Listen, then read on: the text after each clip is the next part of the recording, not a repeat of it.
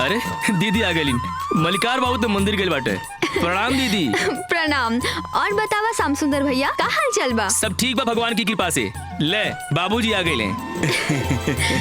बाबूजी पाए लगी। शुभाशीष आज जीवन के बहुत पुनीत कर्तव्य करके आयल बाड़ू। हमार मान सम्मान के पगड़ी आकाश छू लेलस। बेटी इला देवी माई के प्रसाद। अब बेटी घरे में चला। तुलसी बिटिया। हाँ खुश रहा बिटिया, खुश रहा। तोरी भौजाई बहन तो के आशीर्वाद देवे खातिर खड़ी आईन। अरे ऐसे का देखत बा? मान की दादी। हाँ ई नानी वाली कौन है? हम पहचानत नहीं की। अरे दीदी ई हमार सजनी सलोनिया हवे, तोहार घर के रसोई का मालकी। बहुत प्यारी है। चला सलोनी, दीदी आइल हमें खान पान जलपान की व्यवस्था होके की नहीं। अच्छा सलोनी तू चला, हम सामान लेके आवत हैं। चला चला चला चला चला।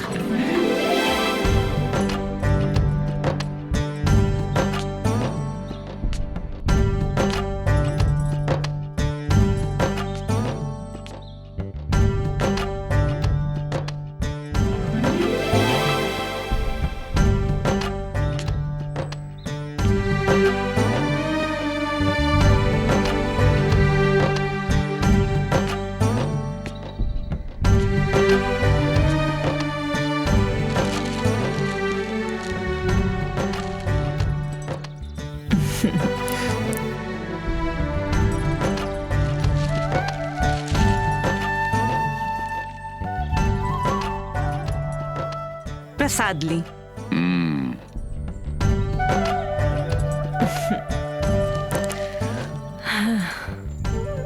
रतन कमैया जी तोहार बेटा सवेरे सवेरे कहाँ चल गईल? एगो खास काम से बाहर गईल बा। अरे तनी हमो तो सुनी, कवन खास काम?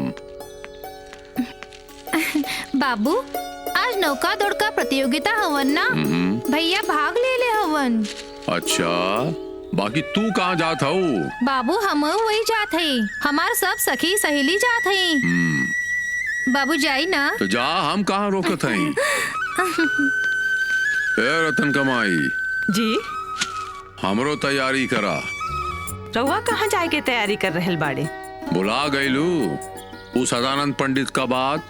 कौन बात? अरे यह कि यही साल तोरे बहू का पाँव ये अंगना में पड़ जाए कि चाहिए। अरे तो मैं जल्दबाजी काहे के? जल्दबाजी? तू हमरे खानदान के बेसनामा ना जाने लू कि यहाँ छठवा पुष्ट से एक लड़का का जन्म होतवा। हाँ जाना तानी। तो हर शुभ काम में ब्रह्म मुहूर्त पोथी पतरा देख के कदम उठावे के पड़ी ना, बुझ लू? बुझ गनी रतन के बाबू, बुझ गनी।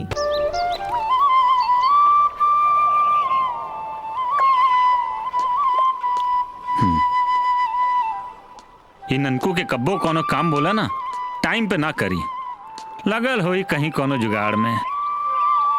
रतन भैया आ गई ला। हाँ लिया बता। अरे ना रुकी ना। बड़ा शानदार पैकेट लिया बोले है भाई। कावा लिया वो दिखाओ। ना भाई ना, एक एक खोले का अधिकार वही कहो जिकरे नाम ही तोहफा आइला। अच्छा बच्चू अब ये से। और एक बात बताएं। हाँ यार बोला। तोहरे सोचले से कहीं ज्यादा शानदार चीज एक पैकेट में बा। भौजी आई नहीं और अब ये से भाव खाए लगला। अरे ना हे रतन भैया ऐसा बात नहीं खे।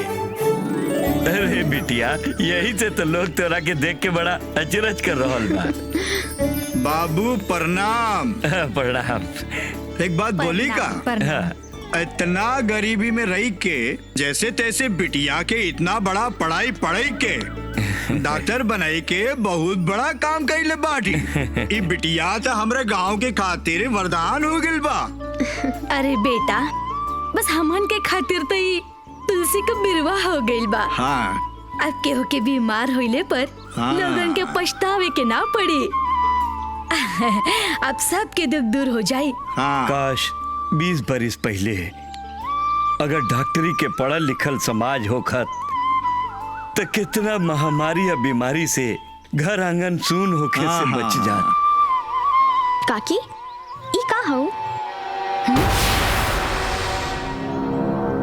अरे बिटिया, यहाँ इतवार मंगलवार के मेला लगेला। घोड़ारी बाबा भूत प्रेत सब दूर करेलन। तो का बाबूजी ई वही घोड़ारी ओझा है जेकरा यहाँ हम अपना बीमार मातारी के लेके गई बाबूजी। बाबूजी हो गई बिटिया का भाई? अब हम घरे जाते हैं, हम ना रुक सको। बाबूजी तू जल्दी घर आ जाइए बिटिया। अरे बाबूजी इनकी क्या हो गई? बाबूजी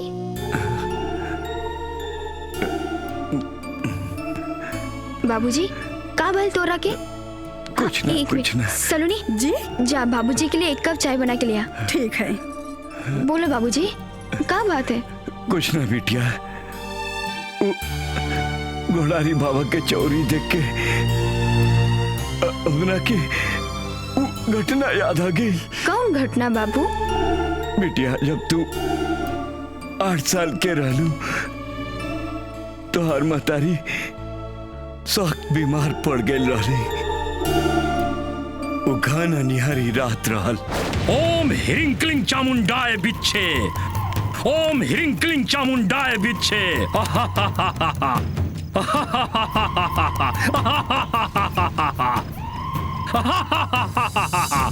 अलख निरंजन, अलख निरंजन। ओम ह्रीं क्लीं चामुंडाय बिच्छे, अंगरताल। उठ जा, होर काल, मोर खाल। चुप चुप वर्णी बेताल। बाबूजी का कहत है बुझले? हमें तो कुछ ना बुझाता है। अरे हमार मलकिनिया के बस ठीक कर दे। यहाँ पैसा के चिंता मत करी, जौन होई तुम दे दे। बाबू इता अघिया बेताल के लक्षण देखात बा।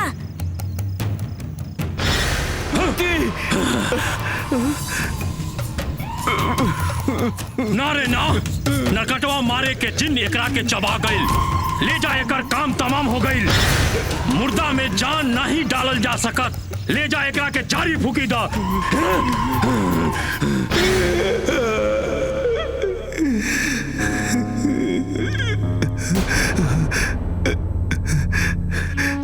बिटिया बस याद बाकी रह गई। अरे वो समय तोरे जैसन केहू डॉक्टर नहीं रहल। अगर केहू होत तो तोहार महतारी फोटो बन के दीवार पर ना होती। और उ लइका ओकर नाम रहल रतन, तोरे साथ के पढ़े वाला। अरे बड़ा साहसी लड़का रहल। रात में नाव लेके ओ पार से ई पार आ गई रहल। बाबूजी तब से लेके आज तक हमार संबंध उनसे नहीं टूटल। याद हो एक बार पढ़ाई खातिर ज्यादा पैसे की जरूरत पड़ रहल। बाबूजी आपके परिस्थिति देख के हम आपसे कुछ न कह सकली। तब उहे रतन उस समय हमार मदद कैलन। बाबूजी हम आपसे कुछ ना बता सकली, हमरा के माफ कर दो। हमसे गलती हो गई बाबूजी, हमरा के माफ कर दो। अरे दीदी, तोहरा के चौरा माई बोलावत बाड़ीन। चौरा माई? कौन चौरा माई? अरे एक राजकुमार आपन नाम बताउल है मैं रतन। मंदिर में तोहार इंतजार करत बाड़े। बाबूजी जॉन रतन के आप नाव लेत रहल, उही हमसे मिले खातिर आयो हवन। हम अभी आवा तनी। बिटिया रतन के घरे लेके जरूर रहिया। जी बाबूजी। अच्छा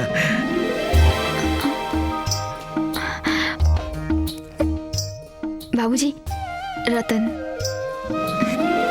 अरे अरे वाह, ये हम का देखत हई? का देखत हई हम? प्रणाम बाबूजी। खुश रहा। अरे रतन बेटा। हाँ बाबूजी। ये हम का देखत हई? सालों बाद सालों बाद हमारी याद आई। नहीं बाबूजी, ऐसा बात नहीं खे। सलोनी जी जलपान लेके आवा। लाई बाबूजी। आओ बेटा, बैठा। आओ। तबीयत ठीक बना बाबूजी? एकदम ठीक बा। तोहार बहुत याद आवेला। नहीं बाबूजी। ले बेटा, मुंह मीठा कर। अरे नहीं बाबूजी, एकर का जरूरत बा? अरे नहीं बेटा, एक पीस तक कहीं के पड़ी। बेटा तोहरा के देख के हमरा कुल अतीत के कहानी याद आ गई। बाबूजी अब फिर जल्दी भेंट होगी, चली। वैसे बाबूजी हम आपकी बेटी के शुभकामना देवे खातिर आयल बानी। चलो ठीक बा, ठीक बा। ओ रतन जी, आप अपना पैकेट भूलत बाड़ा। तुलसी, ये पैकेट नहीं भेंट हो गए, और वो तोहरे खातिर। हमार भेंट? तुलसी दीदी, पाहुन आवे लेल ता ऐसे ना छोड़ देवल जाला। 2-4 कदम साथ चले के चाहिए।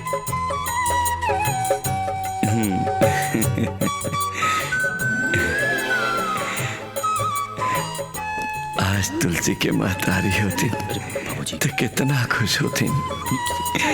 हे भगवान, हमार बिटिया सही हंसत खेलत रहे।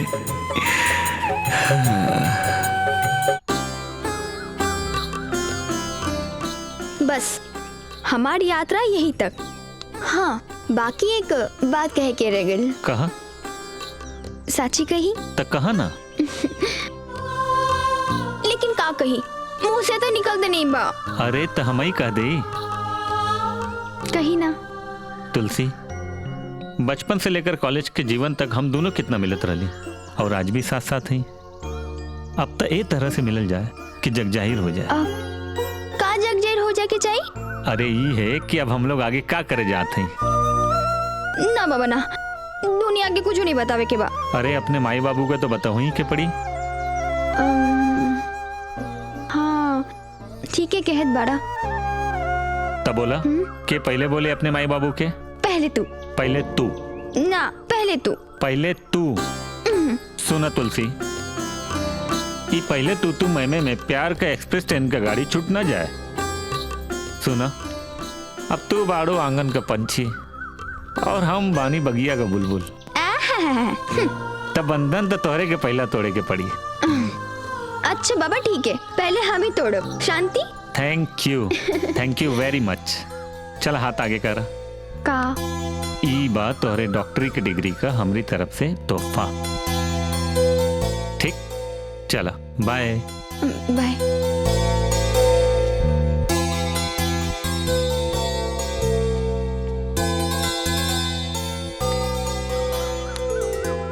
प्रणाम बाबू ठाकुर साहब। प्रणाम बाबू साहब। प्रणाम। जिया जिया जिया। बैठा बैठा जा। सरपंच भैया, ये हमरा के गोली मारे के खातिर हमरा दुआरे चढ़ाई रहलन। अगर ये अपने लड़की के बांध के रखतन तो हमरे लड़का के इतना जुर्रत ना रहत कि वो आगे पांव बढ़ावत। नहीं रे राम जतन, तोरे बेटवा के मन हमार धन संपदा के ललचावत रहल, जकरे कारण ही कमीना हमरे भोली भाली लड़की के झूठे सब्जबाग दिखावत ये गति कह दिलस कि आज बात पंचायत में आ गई। सरपंच साहब, अब ऐसे कह दें कि अपने बेटा के समझा दे। अपने बिटिया के समझावा। हम गरीब हैं, बाकी तो हमारो को स्वाभिमान है। अबे तोरे घरे में सब्जी काटे वाला छुरी भी ना होकी, यहाँ दूधू बंदूक खुट्टी पे टांगल हो। नरेशवा, ये खूनी जज्बात रख ले, पंचायत का हलबल निकली। तू सवाय अपन रिश्ता होके के बात करा। ये लड़की लड़का खुद अपना रिश्ता का बयान करी है। मनोजवा, जरा खड़ा हो जा, बतावा ये पंचायत के सामने कि तू क्या कहे चाहता हुआ। सरपंच काका, हम ये जिया के ना छोड़ सकीला, चाहे हमारी जिंदगी चली जाए। मनोज। नरेश बाबू, आप खामोश रही, पंचायत की मर्यादा का ध्यान रखा। हाँ ठाकुर साहब। जया बिटिया, खड़ी हो जा और निसंकोच पंचायत के सामने बतावा कि आप क्या कहना चाहती हैं। बाबू तो हमार मुअल लाश पाए होते, जब हमरा एक्सीडेंट भइल रहल ते देवता बन के आ गइलन। और हमरा के आपन खून देके बचौलन। अब आप भी लोग बताई कि हम इनकरा के कैसे भूल जाएं। जैसे हम इनकर बाती हैं वैसे इनहू हमार धाती हवन। देखा भाई लोग, अब केहू के कौनो कुछ भी कहे का बाकी ना रहल। जाति पाति पूछे ना कोई, हरि का भजे सो हरि का होई। अब हमरा के बुझाता अगर आप लोग इन दोनों का नाता तोड़ी हैं तो ये दोनों दुनिया से नाता तोड़ ली हैं। फिर जाति पाति ऊंच नीच अमीर गरीब का कौनो मतलब ना रह जाई। ऐसे हम तो पंचायत से दरखास्त करत हई कि आप सब लोग इन दोनों का रिश्ता मान लई। का हो राम जतन, नरेश बाबू, का विचार बा? सरपंच बाबू, आपके बात कैसे टाल सकीला? ये हमार बात नहीं बा बाबू, ये पंचायत की मर्यादा हो और आप सब लोग ये मर्यादा का पालन करा। ठीक ठीक, बस पंचायत यहीं खत्म होत बा। फाइनल। हर हर महादेव।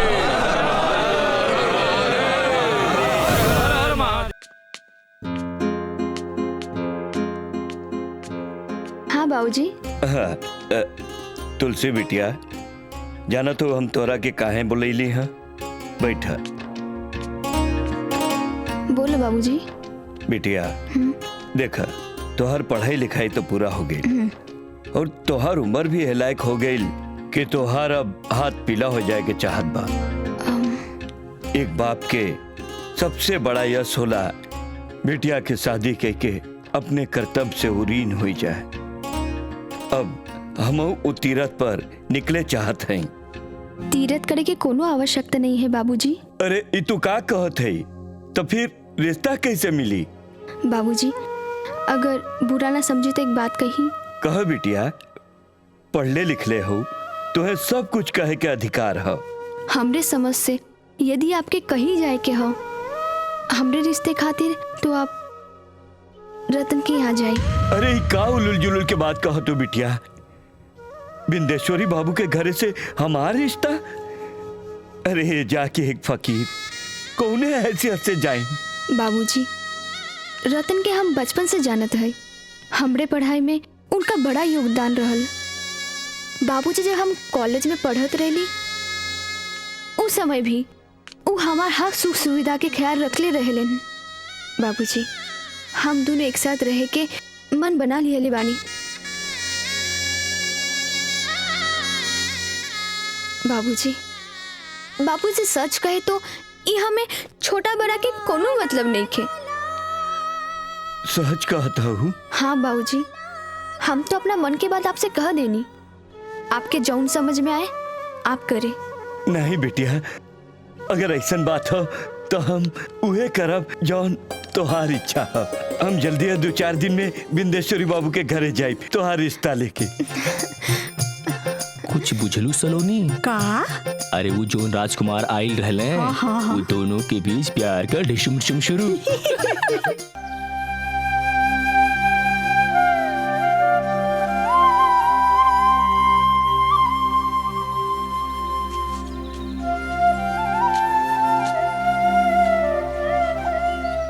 आप लोग के हवन? भाई साहब, हम लोग आपके बेटा के रिश्ता खातिर नदी ओ पार विष्णुपुर गांव से आयल हैं। जानी रहे वो गांव के भेज ले हो आप लोगों के? बिंदेश्वरी बाबू, हमार बिटिया हमके खुद भेजले हो रिश्ता खातिर।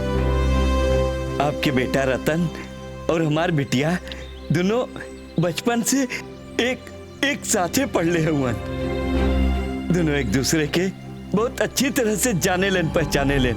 हमें तो बहुत आश्चर्य होत बा कि एक लड़की खुद अपन ब्याह करे खातिर खुद अपने बाप को यहाँ भेजलस। यह है आपके खानदान के संस्कार बा। भाई साहब, जब रिश्ता करिए तो अपना संस्कार के समझिए। अच्छा छोटे लाल, अच्छा है। व्यंग अच्छा कस लेला, बहुत अच्छा। ए छोटे लाल, ये बचपन का लड़का लड़की हुए का कि जे गिल्ली डंडा का खेल समझ के तू मुंह उठा क्या चलेला? हाँ? का रे? पहली बात तो ये बतावा कि हमारी हवेली की दहलीज पर कदम रखे कि तोर हिम्मत कैसे भइल? और दूसरा, इस समाज में तोहरी औकात का बा? और तीसरा, तोहरी पगड़िया के ऊंचाई कितना बा ये बता इस समाज में। भाई साहब, हम बस ये कह सकिला कि हमार बिटिया डॉक्टरी से MBBS हो। वो दोनों एक दूसरे के बहुत अच्छी तरह से जाने लेन पहचाने लेन। बाकी एमे पगड़ी और औकात के बाद हमरे समझ से तो ना आवे के चाहिए। आदर के साथ कहा था छोटे लाल, अगर ये बात शादी का हवा तो ये बात यहीं समाप्त होवे का चाहिए। फाइनल। भाई साहब, हम बड़े आत्मविश्वास के साथ आपके पास आयल बनी। एक बात बताएं छोटे लाल जी, हमरे बचपन के सहपाठी जी, वही अपने विश्वास के एक पुड़िया बना के अपनी अंठी में कस के दबा ले हो और कहीं और जाके खोलिए, समझ ला? अच्छा तो हम चलत हैं। चला श्याम सुंदर। हर हर महादेव। महादेव महादेव।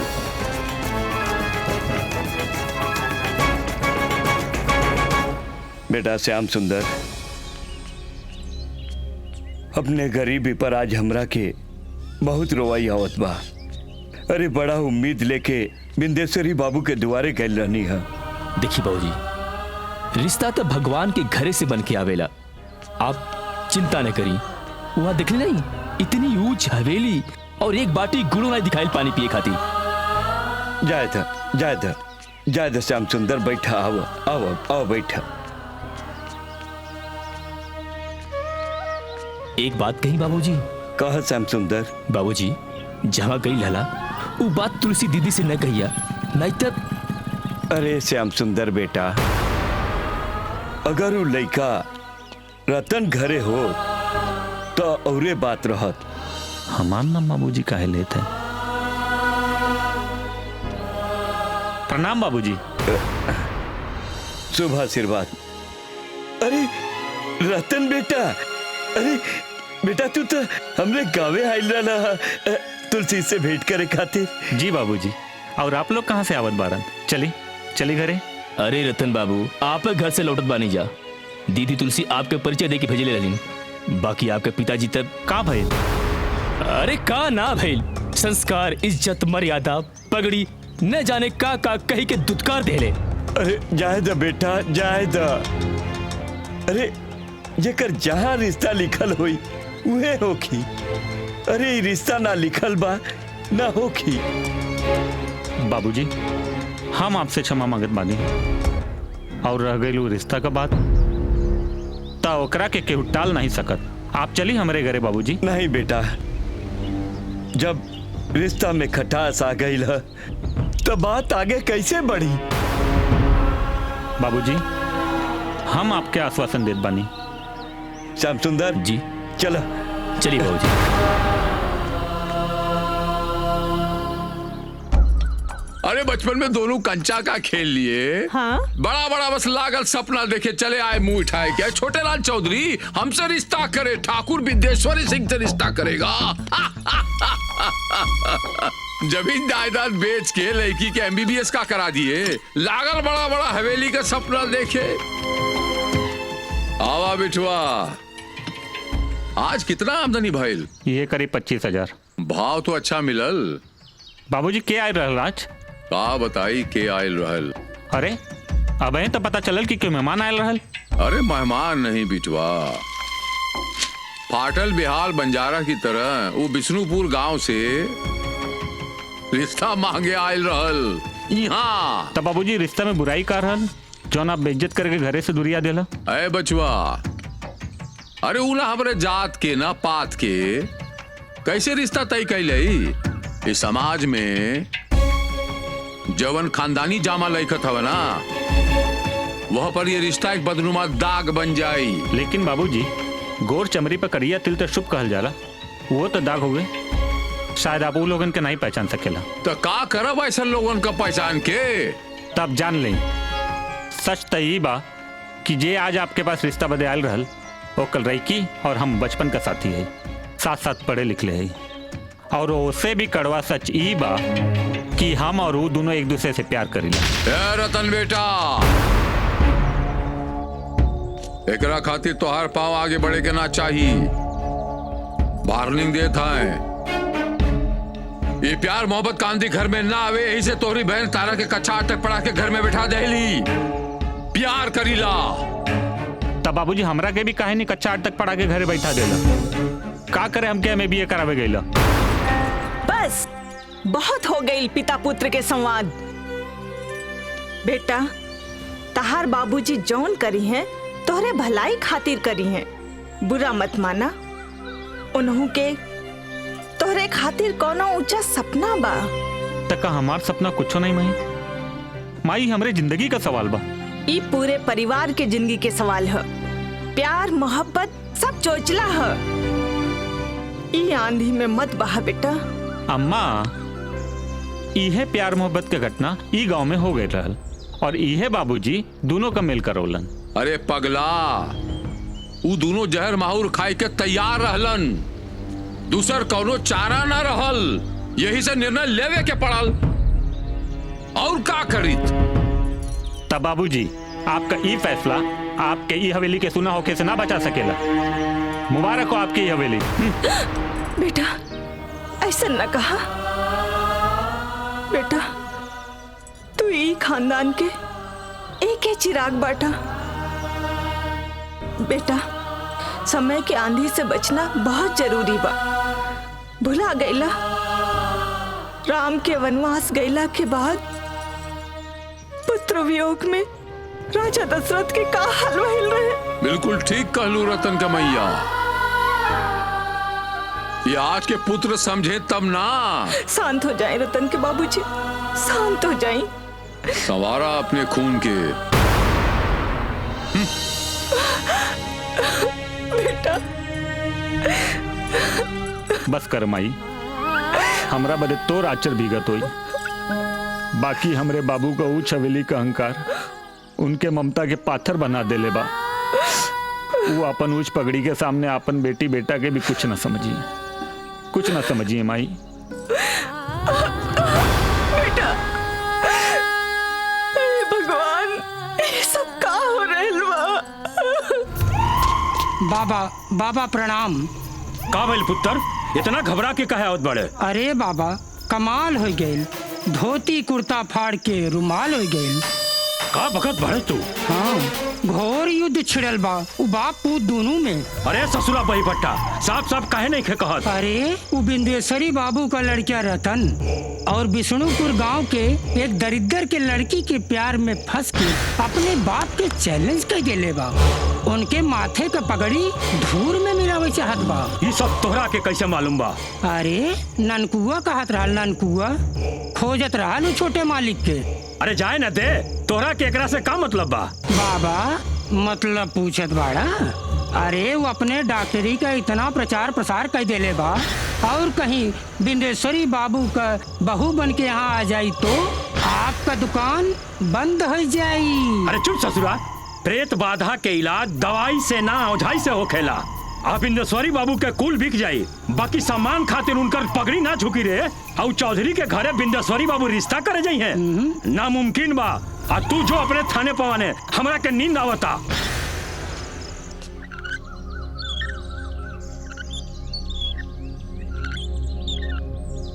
बाबूजी, बाबूजी। करे मनोजवा, इतना परेशान काहे दिखात बड़ा? का बात हो गई? बाबूजी गजब हो गई। और राम आश्रय का लड़कीवा घिसियावन जहर खा के मर गई। ये कैसे? बाबूजी, वो एक दीनहीन गरीब लड़की से प्रेम करत रहल। राम आश्रय शादी से मना कर देहलन, बस वो घरे से निकल गई। रात के सिवाने में लड़की लड़का दोनों का लाश मिलल और बगल में जहर का शीशी।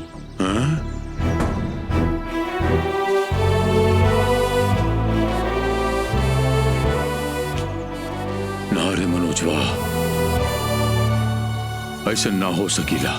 ए रतन, रतनवा। का हो रतन के बाबू? का भइल? ए रतन कमाई, आज हम एक फैसला कर लेली बस। का? छोटेलाल चौधरी के यहाँ आज हम रतन का रिश्ता लेके जाब, आज ही। हाँ?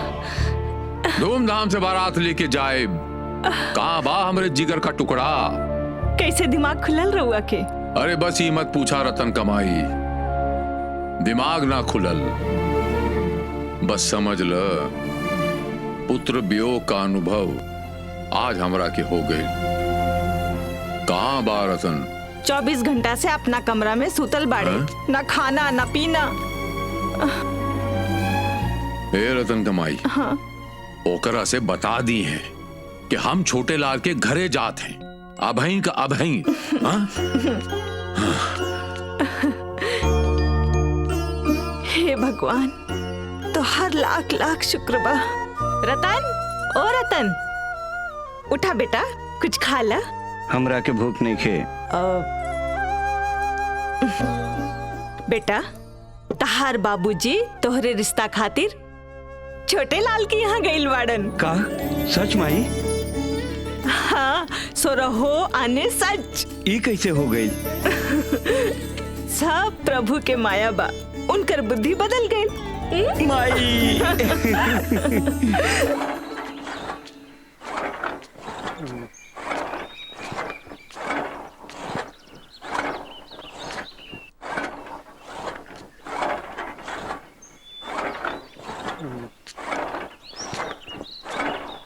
ए भाई साहब, अरे हम कहली भाई साहब। अरे आप? जी हम छोटे लाल जी हवन। ई कैसे उल्टे गंगा बह रहल बा? हमरा के तो बड़ा अचरज होत बा। हम कहली छोटे लाल जी के तनी बुला दें। बाबूजी के बुला दी, मगर काहे वदे? अरे हम कहली अति आवश्यक काम हाउ भाई। अरे काम खातिर तो आपके दरवाजे गई रहले। अरे यही खातिर तो हम आइल बानी। अरे सच में बाबूजी? आई आई, चल आई बेटी। आई आई। बाबूजी बाजारे गई बाटे, आवते हुई है। आई बाबूजी, आई आई बाबूजी। आई बेटी, नाश्ता पानी की इंतजाम कर दो। ठीक बा, ठीक बा। बाबूजी होते हुई हैं, आप बैठी बैठी। अरे सलोनी,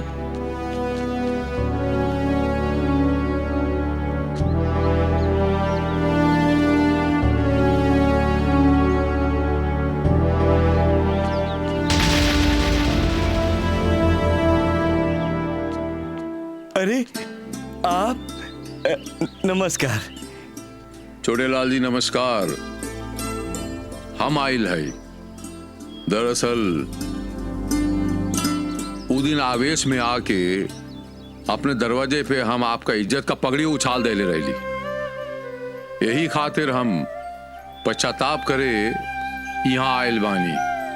हमके ई शादी मंजूर बा। अरे ये आप का कहत बानी? हाँ ठीक ही कहत बानी, कौनो कोर कसर ना छोड़ब। भाई साहब, हम बारात के सेवा में कोनो कमी ना होके दे। अरे ओकर ई ली, जलपान ग्रहण करी।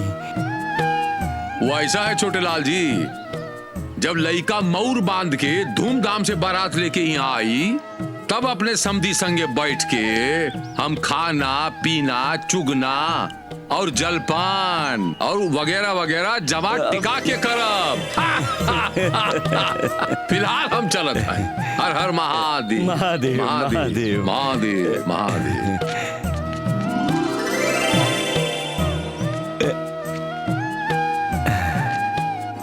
श्याम सुंदर जी, हमें का देखत बानी? एक चमत्कार बाबूजी। सुबह के भुलाइल सांझ के घरे आ गईल। अब चली पंडित जी से मिलके लगन निकलवाई भी आहे के। अरे कालीचरण महाराज,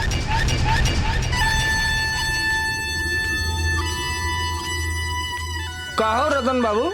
का? कालीचरण, हाँ? देखा, हमार शादी त गंगा पारू गांव में एगो लड़की के साथ तय हो गेल बा। अब तनी हमरे संगी का हाथ देख के बतावा कि ई कब मोर बनिए।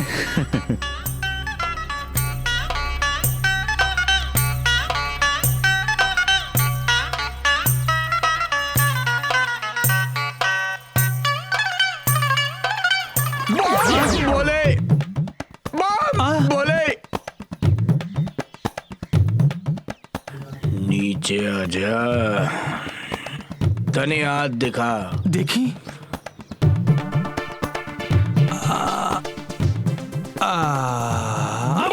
अरे बा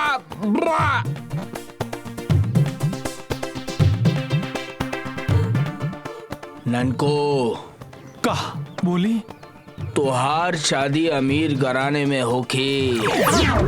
अरे जिया पंडित कालीचरण जी। अरे तनी और तो सुना भैया। अब बताइए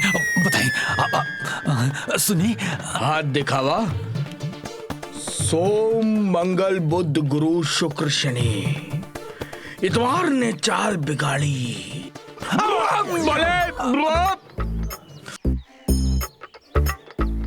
तोहार शादी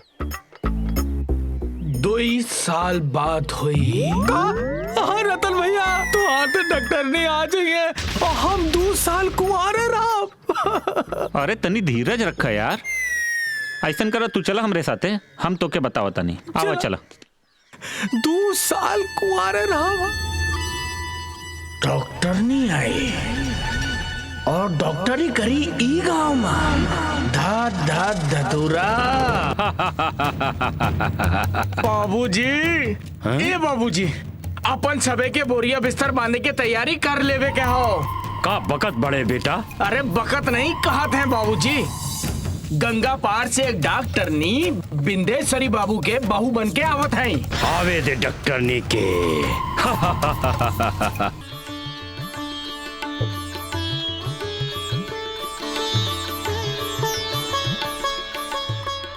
नहीं रहेगा। अरे यही क्या करता रू?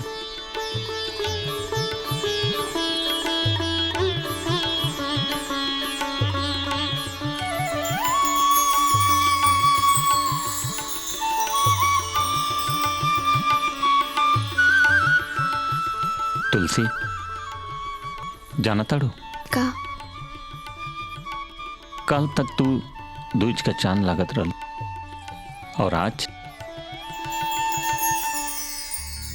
पूरा का पूरा अजोरिया। सूरज के सामने अजोरिया का कीमत बा? वो सूरज तो रोज अजोरिया का पीछा करेला और हम वो कैले बानी। वो तो पौलस नहीं, लेकिन हमार अजोरिया आज हमरे गोदी में बा। ऐसे नहीं जी। तब कैसे? पहले वचन दी का सौगात आप हमरा के देत हई। मुंह मांगल सौगात बोला काचा। तो हमरा के एहू सौगात दई कि यही कहीं एक डिस्पेंसरी खोल के जच्चा बच्चा के तथा दुखियन के सेवा करी। ओके तो डॉक्टर आइन तुलसी खानदान का नाम भी रोशन करी और ये पूरे क्षेत्र का सेवा भी करी।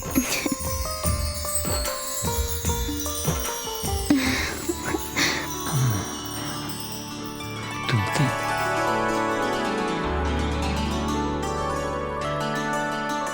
अलख निरंजन।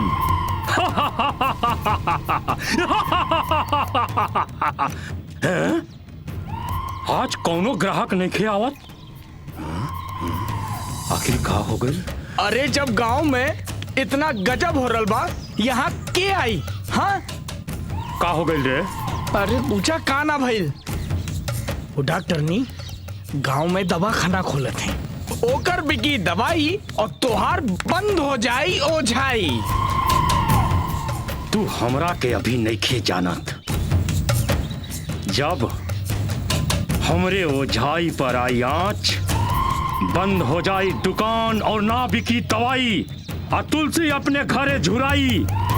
हमार नाव बा बाबा घोराड़ी। अरे हम तो हैं खुद दे बहुत बड़ी बीमारी।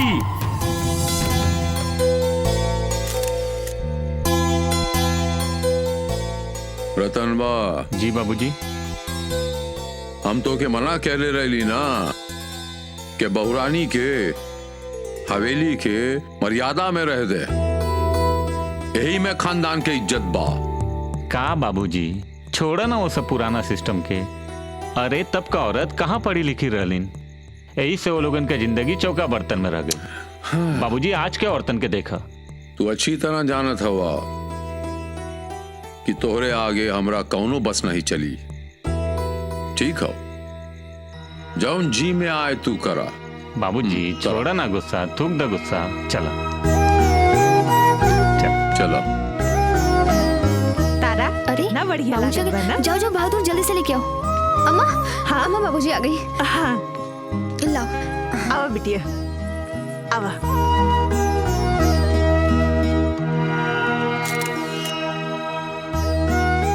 ए बदमाश। Yes dad. हमार मतलब बाबूजी। हाथ लावा यार। हम कहली हाथ लावा यार। चला 1 2 और 3। खुल गई एक और दवा खाना।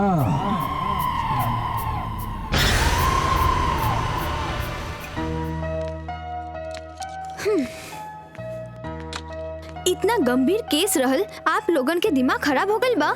पहले आवे के चाहिए ना। अरे अपन मेहरारू के क्या कही, ई ओझा के चक्कर में पड़ गई। हेलो भौजी खाली हो गई लू? काहे का बात है? अम्मा बुलावत है, जल्दी आवा। अम्मा से बोल दो अब हम ना आ पाए। ठीक बा। डॉक्टर साहिबा, आप जच्चा बच्चा दोनों का जान बचौले है। ई हमारी तरफ से तोहफा। नहीं काका, ई तो हमार कर्तव्य रहल। जुग जुग जिया बिटिया, जुग जुग जिया। चली थे जुग जुग जिया बिटिया। बिंदेश्वरी सिंह का इस जिला में कौनो बेलू बाकी नहीं। हमसे और बर्दाश्त नहीं हो रहा बा। बस हम कह देते हैं, ये दवा दारू का दुकान हमके नहीं चाहिए। हमरे बहुरानी बा, बिंदेश्वरी सिंह के बहुरानी बा, घर के इज्जत बा। ये आंगन में किलकारी चाहिए हमके। अरे का कमी बा इस घर में? घरे में कमी ना हो बाबूजी, बाकी क्षेत्र में जौन चीज का सबसे बड़ा कमी बा ओकरा के तोहार बहू पूरा करत बा। बेटा, बहू हवेली के सिंगार होली। अंगना में छम छम पायल पहन के ए घरे से ओ घरे जाए, यही घर के सुख होला। ना कि रोज चिल्लात मरीज हरदम घर के द्वारे खड़ा रहे। घर में जैसे शराब लागल बा। ए माई बोला। तोहार बहू आंगन के चिरई ना हो, तो वो हो समाज रूपी बगिया का एक बिरवा, जौना से दुख दर्द भागेला। और बाबू कहीं कहीं अपने परंपरा के भी समय के हिसाब से बदले के पड़ेला।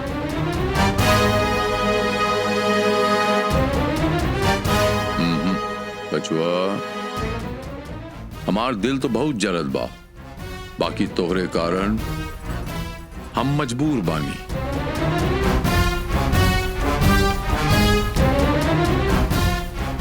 तू हमार खून बाड़ा,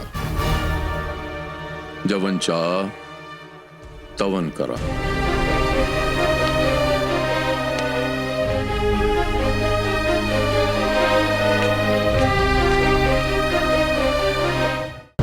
अरे आराम से धर्मा, आराम से पिया, आराम से पिया। हम आ गए बानी। अच्छा सुना, बोला। काली चरण कहले हो, वो जौन तुलसी है ना, तुलसी उका छोड़े का नहीं, उका उठा के ले जाए और जौन चाहे तौन करा। अरे आई, चला चला चला चला चला। अरे कहाँ चली हमार गुलाब जामुन? अरे आज तो के ना छोड़ा, आए हमार रसमलाई। आए अरे जाओ हमार रानी। अरे कहाँ जाता है रानी?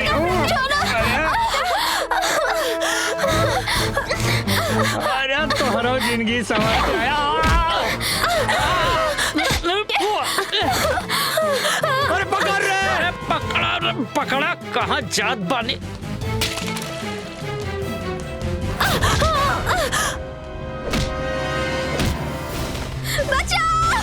अरे पकड़ा। अब कहाँ जाबू रानी? ले लो रे मजा।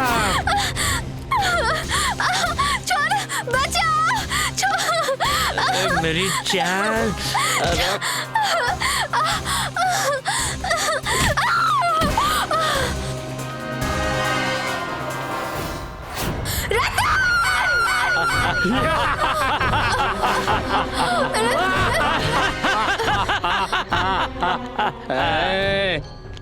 अरे धर्मा छोड़ा मत।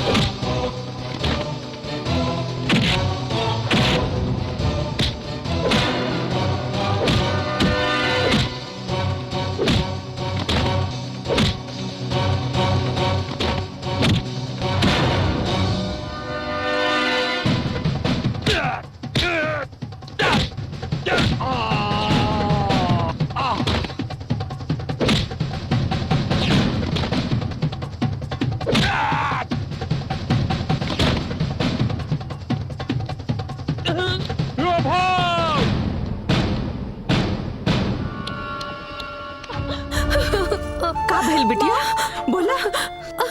माँ हम मर जानता। का भइल बिटिया? बाबूजी हमार जानता कोनो तरह से काली चरण बचाई ली बाकी भौजाई के उ सब पता नहीं कहाँ उठा के ले गए। अरे रतन कहाँ बा? रतन का माई बाबूजी। ए रतनवा, अरे ई का भइल बहू के संगे? ई मत पूछो बाबूजी। और तारा? तारा यहाँ बा बेटा। बेटा बहू के कमरा में लेके जा और दवा के इंतजाम करा और ऊ हरामजादा के पता लगावा। बोटी बोटी करके फेंक दो ओकरा के। संभार के बचवा। आराम से आराम से।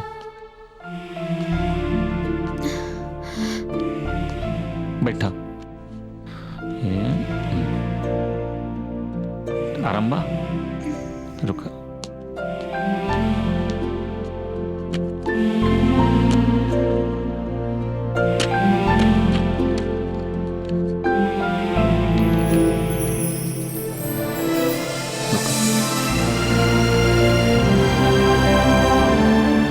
पता लगा कि तुरंत हमका बतावा। जी बाबूजी। और यो पता लगावा कि एकरे पीछे राज का बा। अरे लात लात हमरे पेट पे। हम डॉक्टरनिया तुलसी के ना छोड़ा। बाबूजी 2.5 साल हो गए सत्तू खात खात। अरे हमार तोहार सारी कमाई धमाई वो डॉक्टर नी चबा गई। बाबूजी अब एक काम करा, धुनी पर डाल दर राख और चला भीख मांग के दोनों बाप बेटा पेट भरी। घुराड़ी और भीख? लानत बा घुराड़ी ओझा के। हसुन आखिरी अस्त्र फेंके जा रहल बानी। हमार बैताल जाई और सब तहस नाश करके लौट आई। अब देखा घुराड़ी बाबा के कमाल। अलख निरंजन, अलख निरंजन।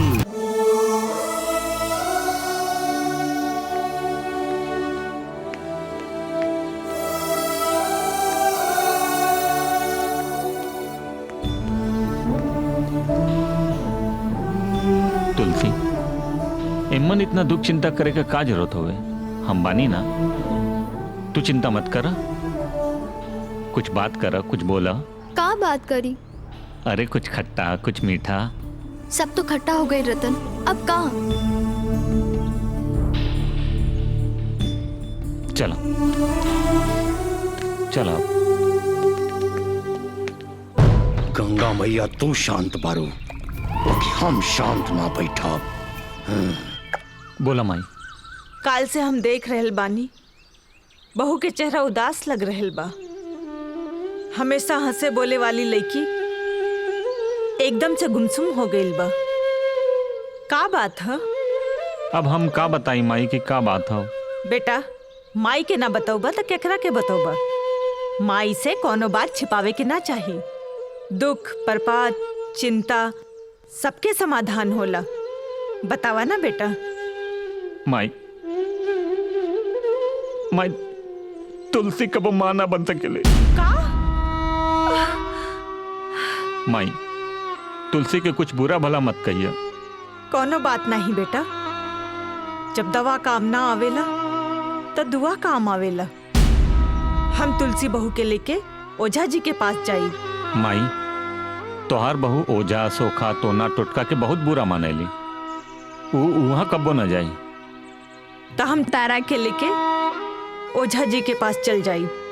ओम ब्रिंग क्रिंग चामुंडाय बिच्छे, ओम ब्रिंग क्रिंग चामुंडाय बिच्छे, आलाख निरंजन, आलाख निरंजन। प्रणाम बाबा। हाँ हाँ प्रणाम। हम अकेले आइल बानी, बहू के ना ले आई। ना ना, बहू के ले आवे की आवश्यकता भी ना रहल। दुआ दिहला पर भी दुआ लग जाला। हमरा के बुझाता कि प्रेत आत्मा अपने जबड़ा में ओकरा के जगह ले बिया। और तोहरा के शायद नहीं खे मालूम कि वही प्रेत आत्मा तुहार बहू के माई के खा गईले रही। और सच बात बताई तोहरा के, ना तेल ना बाती, तब बेटा के चिराग जली कैसे? देखा, एगो डॉक्टरनी होके अपन मर्ज के इलाज ना कर सकेली। प्रेत बाधा के आगे कोनो दवाई काम ना आवेला, ओझाई काम आवेला। कुछ करी ओझा जी, जैसे तैसे करके बहू के आशा के किरण जगा दी। एक उपाय बा, करबू? हाँ करब। अगर घरे में अपन वंश के दीपक देखल चाहत बारू तो तू अपन बेटा के दोसर ब्याह कर द। बाकी तू चिंता मत कर, हम तोहरे साथ हई। जा, देर हो रहल बा, मतारी बेटी जा। ठीक बा, प्रणाम बाबा जी। प्रणाम प्रणाम।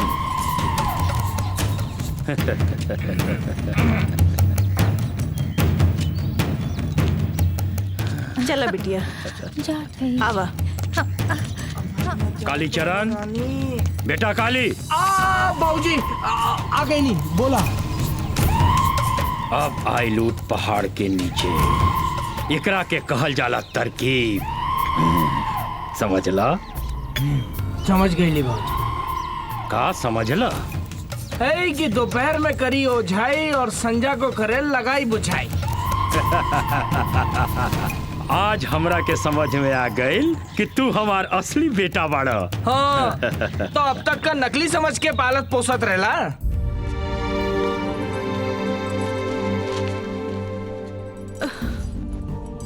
का भाई रतन कमाई, बहुत परेशान लगत बाड़ू।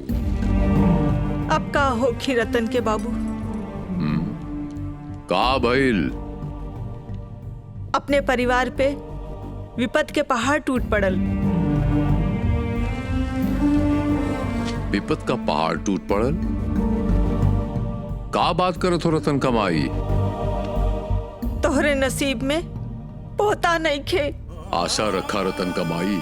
अरे का आशा रखी? डॉक्टर के बात मानी ला? काहे न मानव रतन कमाई? डॉक्टर तो बता देहलन कि तारा बहू में माँ बने के कोनो लक्षण नहीं खे। और ग्रह राशि मानी ले? हाँ हाँ। ओझा जी बतौले बाड़न कि ओकरे पाँव में 7.5 बा, जौन जीवन भर के लिए बा। ऐसे घर के चिराग जले में बड़ा मुश्किल हुई। अब रउआ बताई का करी। ई का भइल रतन कमाई। 6 पुस्त से ये घर में एक कई बेटा जन्म ले था। का वो भी चिराग बुझ जाई हमेशा के लिए? चिंता मत करी रतन के बाबू। चट मंगनी पट बिया। हम तक कहत बानी रतन के दूसर बियाह करा द। कुलदीपक बुझे से बचा ला। अरे रतन कमाई, बहुरानी का का होई? कैसे बर्दाश्त करी अपने सौ? हाँ बहू। बाबूजी, हमार नसीब में भगवान जौन लिख देहलन ओकरा के हमरा पास रहे थी। ई खानदान में चिराग जले के चाही उ तो तुम कह रहे बाने। बाबूजी, आप अम्मा के बात मान नहीं। हमरा के कोनो तकलीफ नहीं खे। बाबूजी, ई खानदान में चिराग जरे के खातिर आप दूसर वो अवश्य ले आई। बाबूजी, हम दोनों बहन बन के एक साथ रह के परिवार के हर एक दुख सुख में हाथ बटावल जाए। हाँ बाबूजी, अब मान लो। आप लोग एकरा खातिर तनी को चिंता ना करे।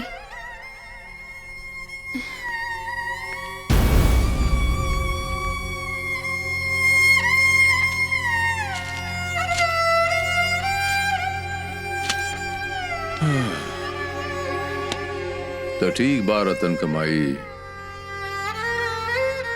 हम आज ही शहर जाके और चंदा का माई बाप से मिलके ये शादी पक्का कर लिए। ठीक बा। तुलसी, तू का करत बाड़ू? हमरा के कुछ समझ में नहीं आवत। रतन, हमार हर एक बात तो मान ले हवा। आज ये तुलसी तोरा खानदान के चिराग के खातिर अचरा पसारे हो। मान लो।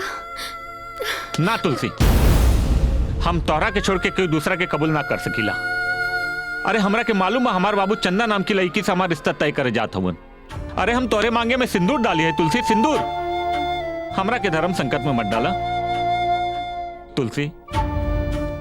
हम सिर्फ तोहार बन के जी सकेला, सिर्फ तोहार। अगर हमार बन के जी सकेला तो हमार बात माने के पड़ी।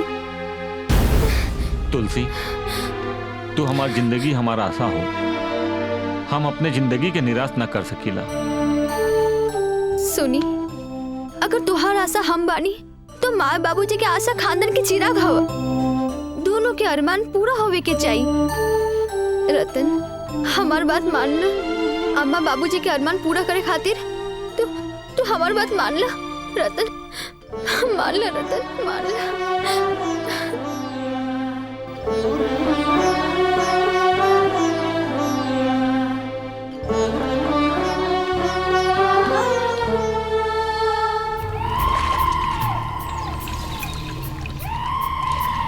अलख निरंजन।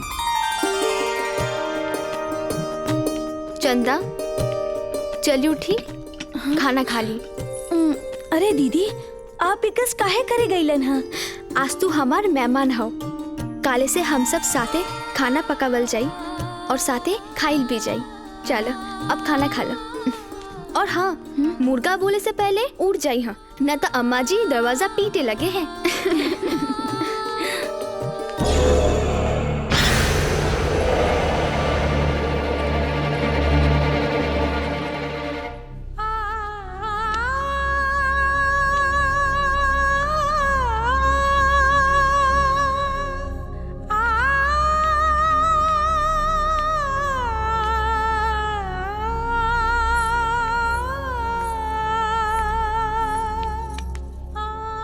अब सारा गम के भूल जाएं, सुहाग के सेज पर चल के आज का रात एक यादगार रात बनाई।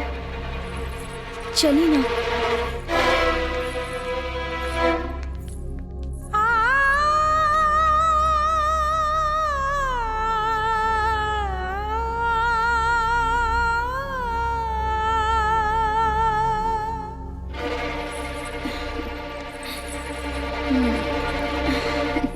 बिटिया, ई तू का कह दिलू? अरे काहे ऐसा निर्णय लीलू? ठीक कहले बाबूजी, सच के ठुकरावल नहीं जात। एक तरफ वंश, दूसरी तरफ ससुरा का प्यार दुलार, सबके सम्मान करे के हऊ हमरा के। बिटिया ई विधाता काहे से इतना बड़ा खेल खेल दिलन? कैसे बीती तोहार जिंदगी बिटिया? चल घरे चल। बाबूजी, आप हमार नाम तुलसी रखले बारा ना? उ बिरवा में बहुतन के इलाज होकत बा। तो हर तुलसी ससुरा नैहर के मान मर्यादा में कोनो कमी ना रखी। बिटिया ही भौकता में कदम उठा के तू खुदे अपने के परेशानी में डाल दिलू। ये हमरे समझ से परे बा। बाबूजी, ई हम भावुकता में कदम ना उठा ले बाटी। परिस्थिति ऐसा हो गई कि जाए दो। बाबूजी, आप बस इतना जान लो, भगवान का दिया हुआ अभिशाप भी तोहर बिटिया के सामने वरदान बन जाए। अब हम चलत हैं। बाकी कुछ नहीं बाबूजी, आप बस प्रसन्न होके जाए।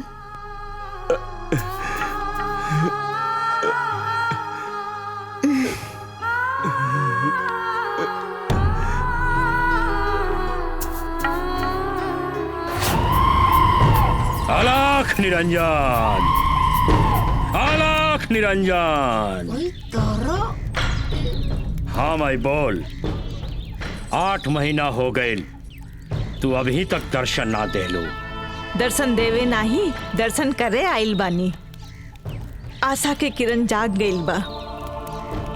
हमरा बहू के बच्चा होए वाला बा। हाँ, आशा के किरण त जग गइल बा, बाकी अभी बहुत खतरा बा। खतरा? एकरा के मरल बच्चा पैदा हुई या पैदा होते ही मर जाई। ई का कहत बाड़ा महाराज? तोहार बड़की बहू तोहरा लोग के गढ़न लगा देले बिया। वो डॉक्टरनी है ना, और तू लोग ओकर साथ छोड़बा ना। हमरा का करे के हुई ई बताई। खानदान के चिराग खातिर हम कुछ भी कर सकीला। तोहार बड़की बहू के पाँव में 7.5 के वज्र रेखा बा, और मिटी ना। तू ओकरा के हमेशा खातिर नैहर भेज दा। बाबा! शांत शांत। तोरा के चिराग चाहिए ना? अब हम एकरे आगे कुछ ना कहब। जा जा। चला बहू।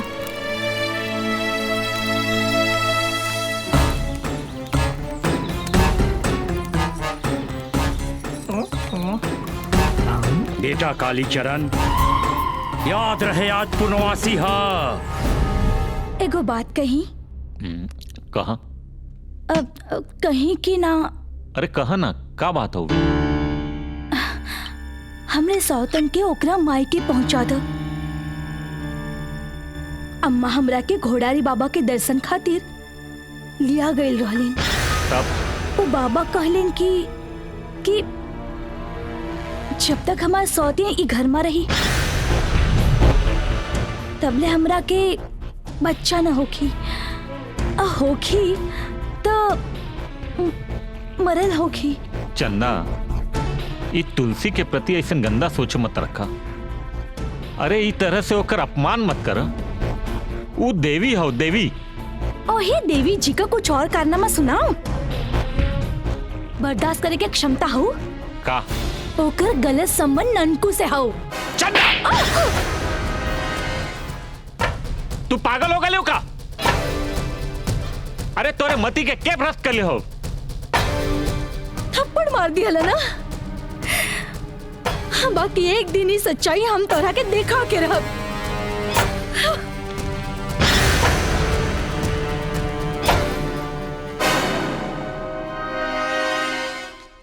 तारा? हाँ?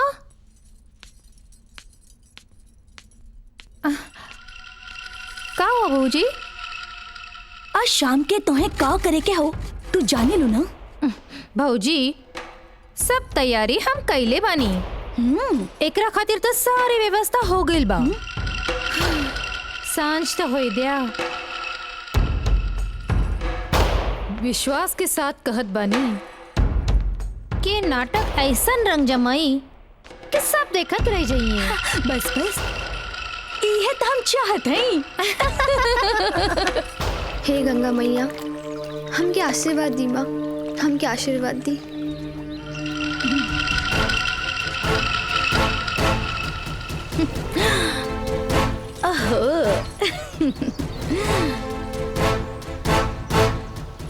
अरे हमरे लनत तो भैया जी का हो चंदा? तनी ऊपर ता आई। हाँ रुका हुआ तानी।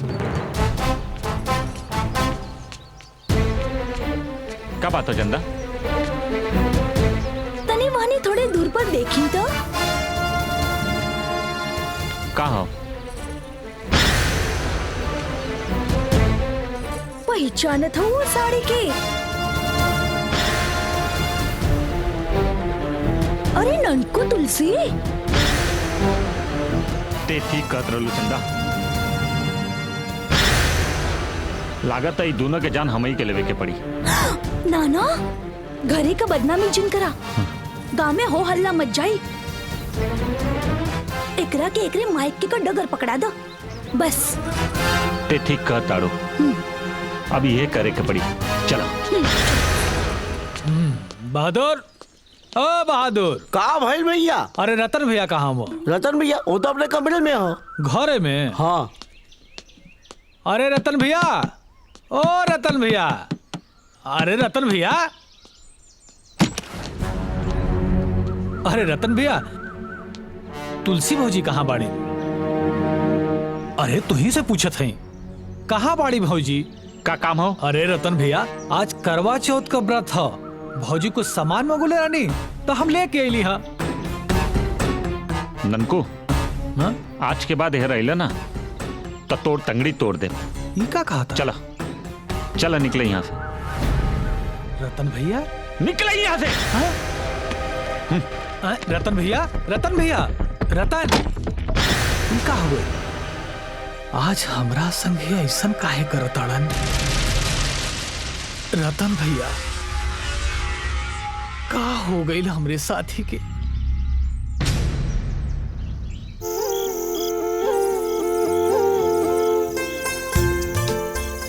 चंदा, आज का चांद कितना चटकार बा।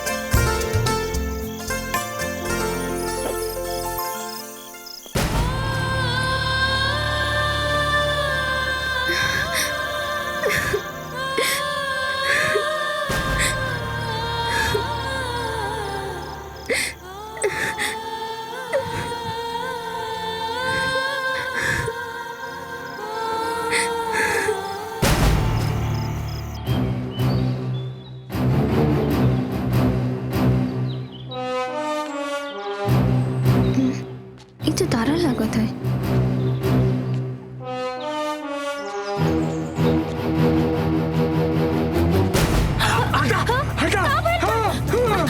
अरे काली तारा, काली तारा का होती सब?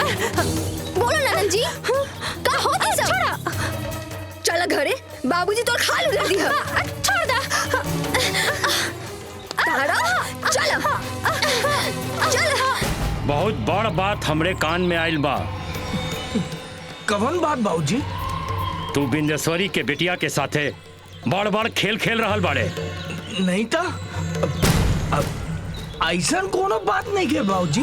देख तू जौन कुकर्म के खजरी बजा रहल बाड़े ना, वो बिंदेश्वरी और ओकर बेटा के पता चल जाई तब तो हार खजरी बच जाई आ हम निपुत्तर हो जाई। बेटा बाबूजी पूर्वक तू हमरा के सफाई मत दे। अच्छा तो यही होई कि तू ये बस्ती छोड़ के चल जो। पर बाबूजी जाई तो जाई कहाँ? यहाँ से 50 कोस दूर भक्तू बाबा के आश्रम बा, तू वहीं चल जो, तुहार जान बच जाई। समझ ले?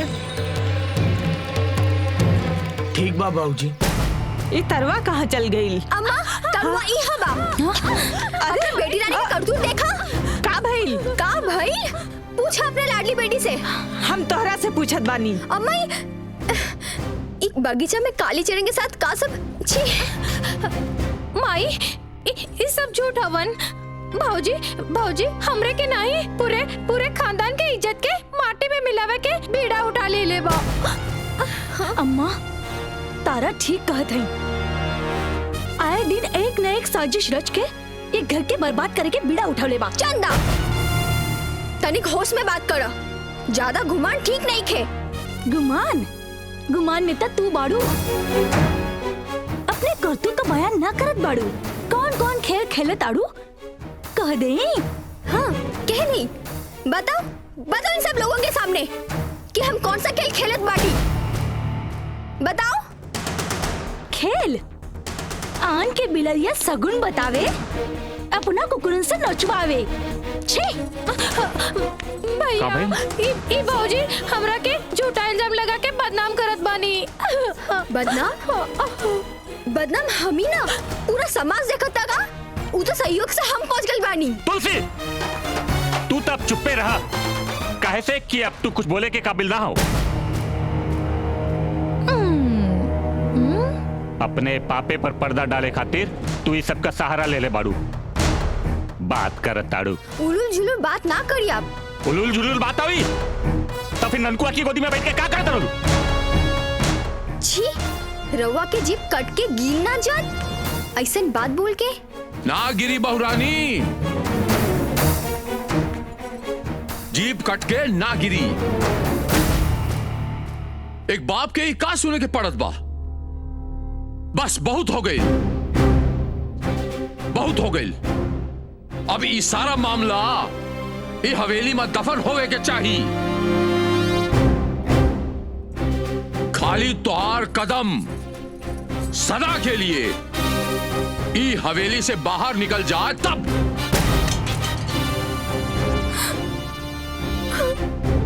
ना बाबूजी ना, ऐसा ना बोली, ऐसा ना बोली। ऐसा झूठा इल्जाम हम पे ना लगे बाबूजी। ये सब झूठ बोली, ये सब झूठ बोली। ये सब झूठ बोली। तू हमरे बहन पे इल्जाम लगोलू, वो सच हो, और तोहरे ऊपर इल्जाम लगल वो झूठ हो गई। वाह सुन ला, अब तोरे पास एक के रास्ता बा। जॉन बाबूजी का आदेश बा ओकर पालन करा और चुपचाप आज के आज ही घर से निकलना। चला। कुलच्छनी बांझिन, अरे अब तो पिन छोड़ दे। चल उठ उठ। सुन ले, लड़का एक कुल देखे ले और लड़की 2 कुल। चल निकल जा यहाँ से। चल।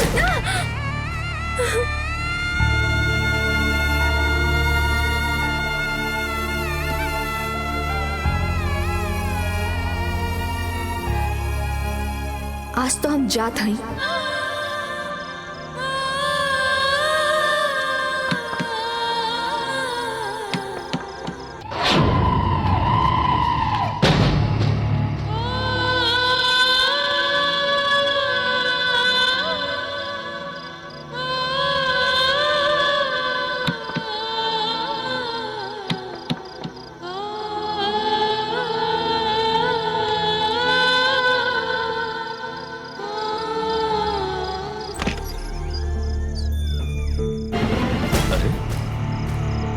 दीदी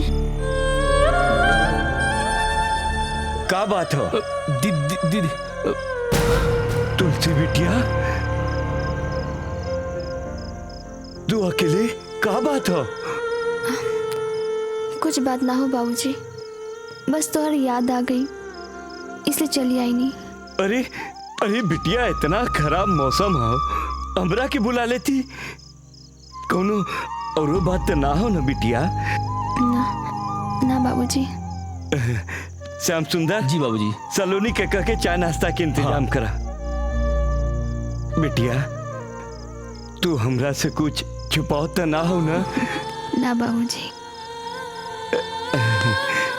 अब ओम भूर्भुवस्वः तत्सवितुर्वरेण्यं भर्गो देवस्य धीमहि धियो यो न प्रचोदयात्। सब ठीक बा ना? ए रतन बा, अरे कहता कुछ काहे नहीं? सब ठीक बा कि नहीं? कुछ ठीक नहीं के बाबूजी। वो तो तुलसी के नाम से भी नफरत करत बिया। हमारी एक बात सुन बा, आपन बाबू के एक बात सुना। आज वक्त बुरा होला तो गधा के भी बाप कहल जाला। तुलसी के घर में अबहन यही वक्त जा, ओकरे बाप के पांव पे गिर जा और कोनो भी कीमत पर तुलसी को अबहन यही वक्त यहाँ लेके आ। हम कहले जा, वक्त बर्बाद मत कर, हमरे पास वक्त नहीं बा। हम कहली रतन बा, जा जल्दी जा। बाबूजी।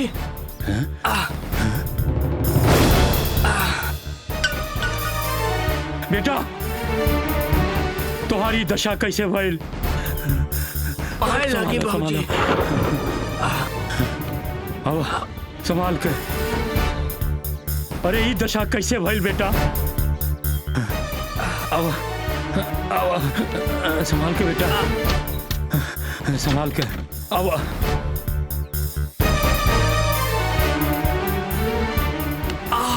बेटा, अरे तू तो मरे के कगार पे पहुंच गई बड़ा बेटा। बताओ ये दशा कैसे भइल? बाबूजी, आश्रम में रहली तब बड़े मजे से रहली। एक आदमी मिलल, 2000 रुपए भी देलस। फिर बाबूजी वो बोले रहल 50,000 रुपए दे अगर तू अपन किडनी दान कर देबा। पैसा के लालच में हम ओकरे साथे चल गईली। और भाऊजी जब गईलन तब ना बेटा, भाऊजी ओम ह्रीं क्रीं चामुंडाय बिच्छे, ओम ह्रीं क्रीं चामुंडाय बिच्छे। अरे हमार दुलरुआ बेटा, अरे हमार दुलरुआ बेटा। नहीं, अरे नहीं बेटा, तू हमरा के छोड़ के चल गईला। अरे हमारे के गो बेटा रहल काली, अरे तू हमरा के छोड़ के चल गईला। बेटा तू दगा दे गईला बेटा, अपने बाबूजी के दगा दे गईला। तुलसी तोरे चलते हमरा के अपने बेटा के बाहर भेजे के पड़ल। आज हमार बेटा हमरा के छोड़ के चल गई। तुलसिया तोहरों के अब दुनिया छोड़ के जाए के पड़ी।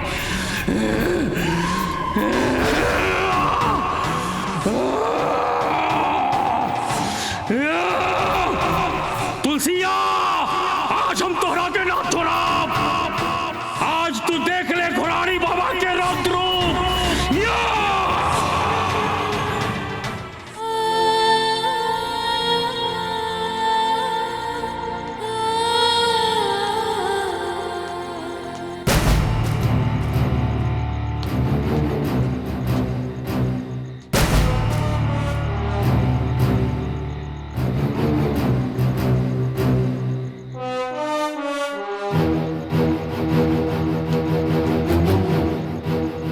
तोहरे वजह से हमार बेटा मर गई, तोहरे कारण हमार घर के चिराग बुझा गई। जब वो जिंदा नहीं खे तो तोहरों के जिए के कोनो अधिकार नहीं के। तुलसिया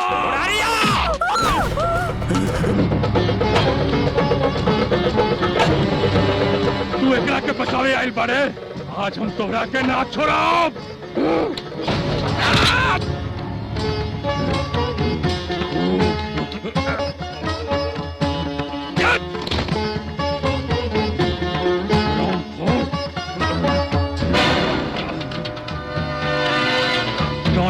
तुहार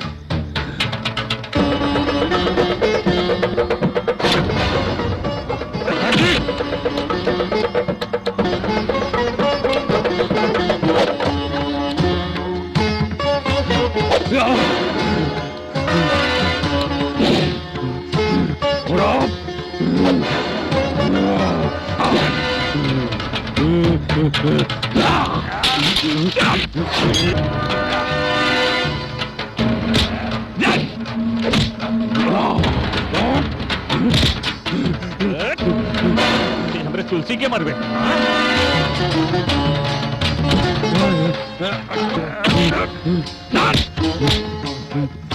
बाबा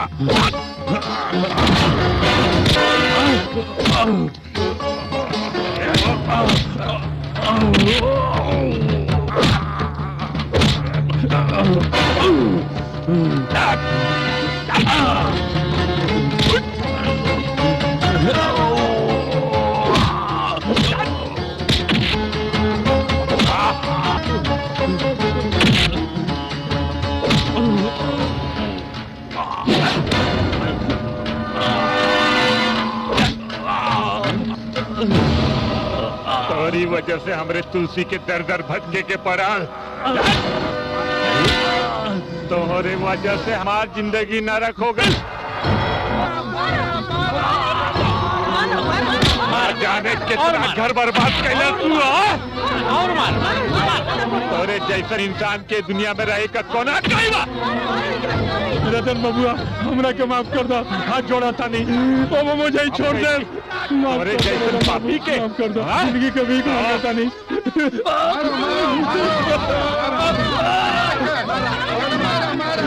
कब मुझे छोड़ दे, कब ना मुझे करब।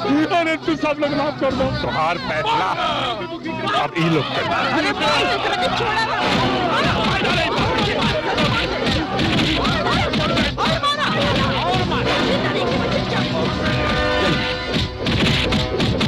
चलो बिटिया तुलसी आओ चलो।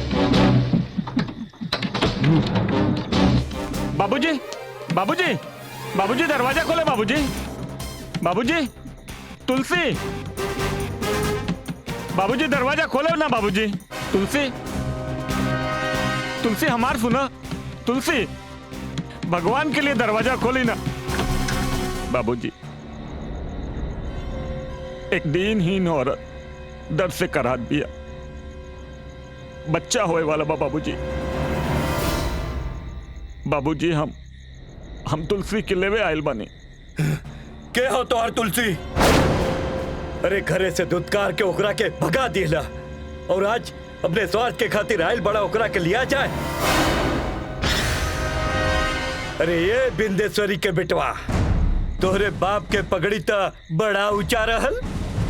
वो समय कहाँ रहला जब बिटिया हमार तोहरे आंगन से बरसाती तूफानी रात में निकल के अपने बाप के घर आई। अरे तू तो ओकर पति परमेश्वर रहला ना।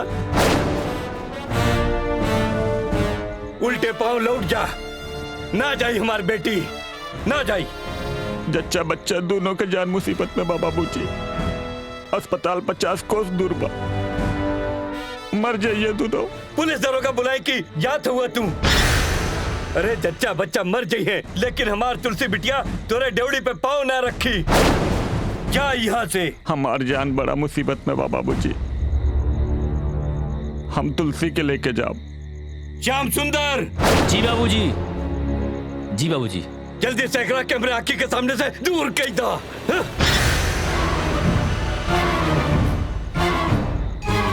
अब कौन रिश्ता बा तुम्हारे यहाँ से? क्या रिश्ता बा तुलसी से? जा रतन बाबू चल जा यहाँ से जा।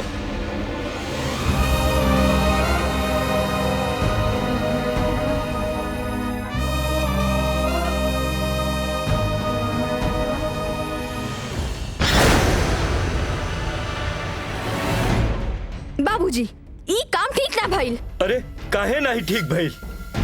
अरे जब अपने परिवार पर जिंदगी और मौत के सवाल आ गई तो तू याद आ गईलू। बाबूजी हम एक डॉक्टर हई, सब कुछ जान के हम अपने कर्तव्य से चुकब ना। बाबूजी जच्चा बच्चा के हमर जरूरत हो। सलोनी सलोनी ऑपरेशन का सारा सामान इकट्ठा करके यहाँ ले आओ। तुलसी पागल मत बन। अरे तो तबीयत खराब हो, उपवास करत है। अरे ये पापी लोगन के स्वार्थ में तोर कर्तव्य धुआं बन गई हो। हाँ बाबूजी हम सब कुछ भुला गई नहीं। अब सिवा अपना फर्ज के आगे हमें कुछ ना देखत बा। हमें जायदा बाबूजी।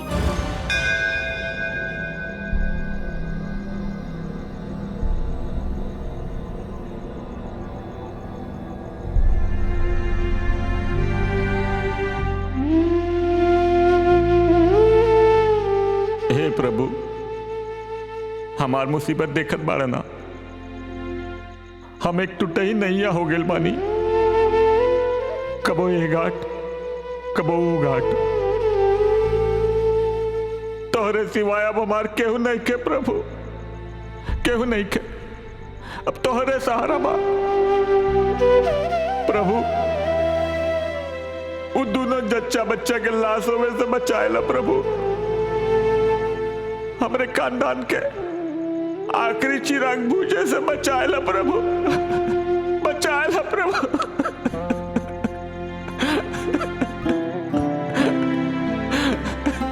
रतन, तुलसी, तुलसी ना, रउआ बिल्कुल चिंता ना करी, हम यही खातिर आइल बानी। चला, जल्दी चला।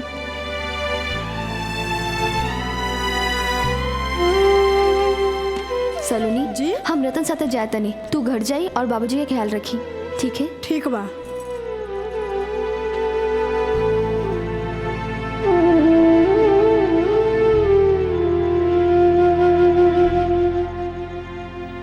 धीरज रख बहू, सब ठीक हो जाए। ले, डॉक्टर ने आ गई।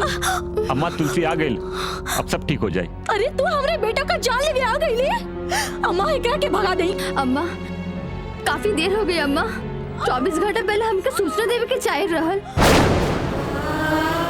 ये हमारा ऑपरेशन नहीं, हमरे बच्चा के गर्दन पर छुरी चलाई। अम्मा भगा दे एकरा के। धीरज रख बहू, धीरज रख। हाँ, सब ठीक हो जाए, सब ठीक हो जाए। अम्मा बर्दाश्त नहीं किया।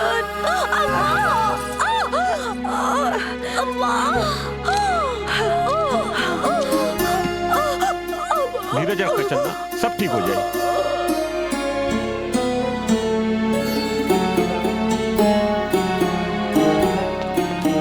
चली, सब लोग बाहर चली, इनके होश आ जाई, फिर सब लोग आई। हाँ ठीक बा।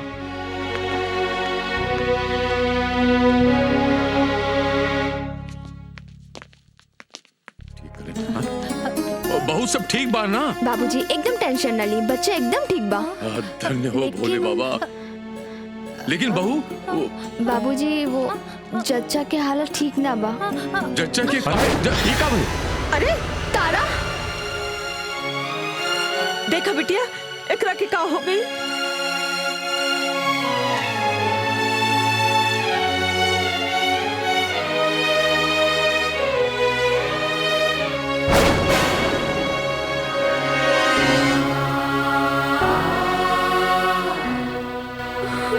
का भइल बहू?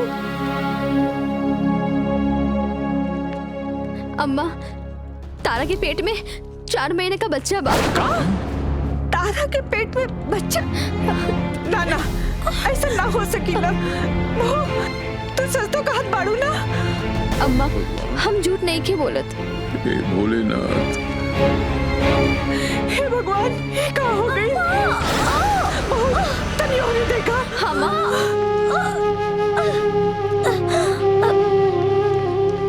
ओ गॉड, अम्मा काफी देर हो गई बा, पानी शरीर से काफी निकल चुकल बा। शहर के मेडिकल हॉस्पिटल में ले जाके तैयारी करी। अम्मा अब देना करी। हाँ बहू। दीदी, अब हमरे के कहूँ न ले जाओ, अब हम ना बचब। का बात है चंदा? कुछ कहे चाहत बानी दीदी। घरे का सब लोग हमरे इलाज खातिर तोहरा के बुलावे चाहत रहलन,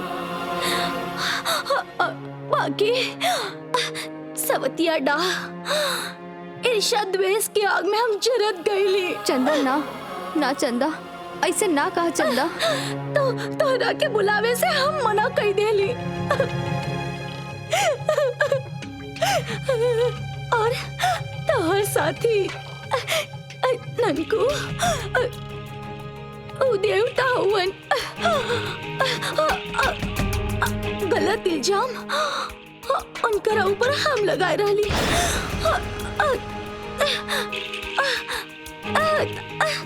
तारा और और और उनकर साथी कालीचरण मिल के ई नाटक कैले रहली। अम्मा आवा। तारा का भाई तारा तारा बिटिया अम्मा दीदी हिम्मत रखा चंदा, सब ठीक हो जाए। हिम्मत रखा अम्मा।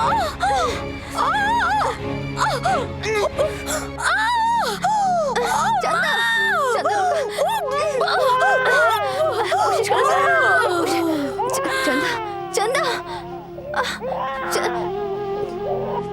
हे भगवान, ये कैसन मुसीबत का पहाड़ टूट पड़ल हमरे ऊपर। रक्षा करो बाबा।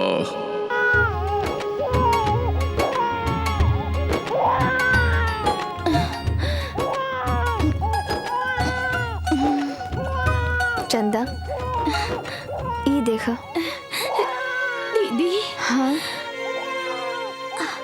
अब तोहरा के केहू बांझ ना कही। अभी तोहार बेटवा है, अब एकरा के संभाला दीदी। दीदी एकरा के अब तू अपन लाल समझिया। चंदना तोहार लाल और तू एकर महतारी।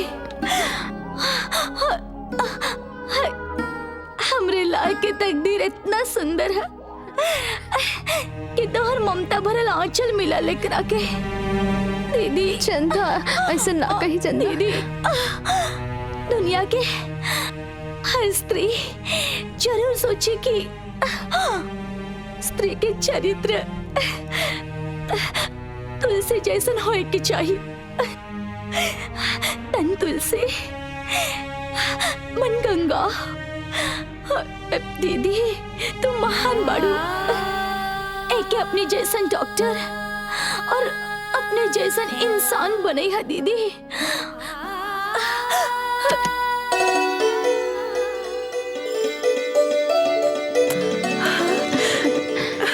अम्मा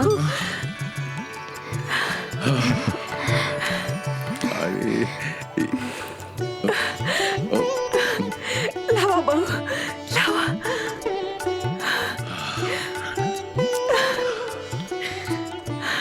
देखी चचा का हालत कुछ ठीक नहीं खे, बहुत सीरियस बा। बहू हमरा के माफ कर दो।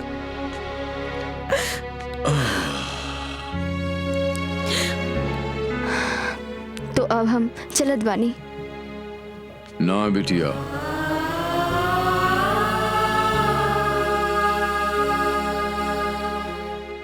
अब तोहरा के यहाँ से जाए की जरूरत नहीं के। बाबूजी ये माँ विपत में हम लोगों का साथ मत छोड़ा। तू अपने कर्तव्य से हमने खानदान की रोशनी बचा लहलू। यहीं रुक जा, हम हाथ जोड़त हैं। बहू ला अपना लाल के ला। कहा बहन ला बेटा। बहुरानी, जन्म देवे वाली से पालन पोषण करे वाली महतारी ज्यादा महान होली। बाबूजी हम हाँ तुलसी, बाबूजी सही कहते हैं। कुछ मत सोचो तुलसी। हे भगवान, कुछ समझ नहीं के आवत, हम का करी। हे भगवान, हमके रास्ता दिखावा, रास्ता दिखावा हमके।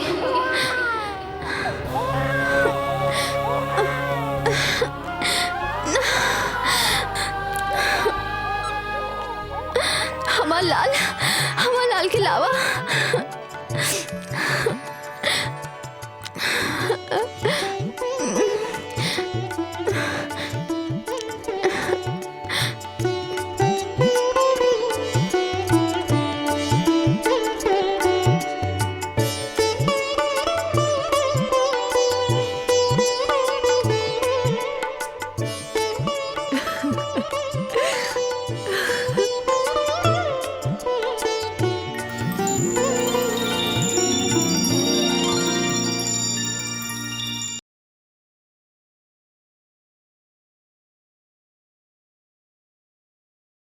आपन पसंदीदा फिल्म देखे खातिर डाउनलोड करी दंगल प्ले ऐप।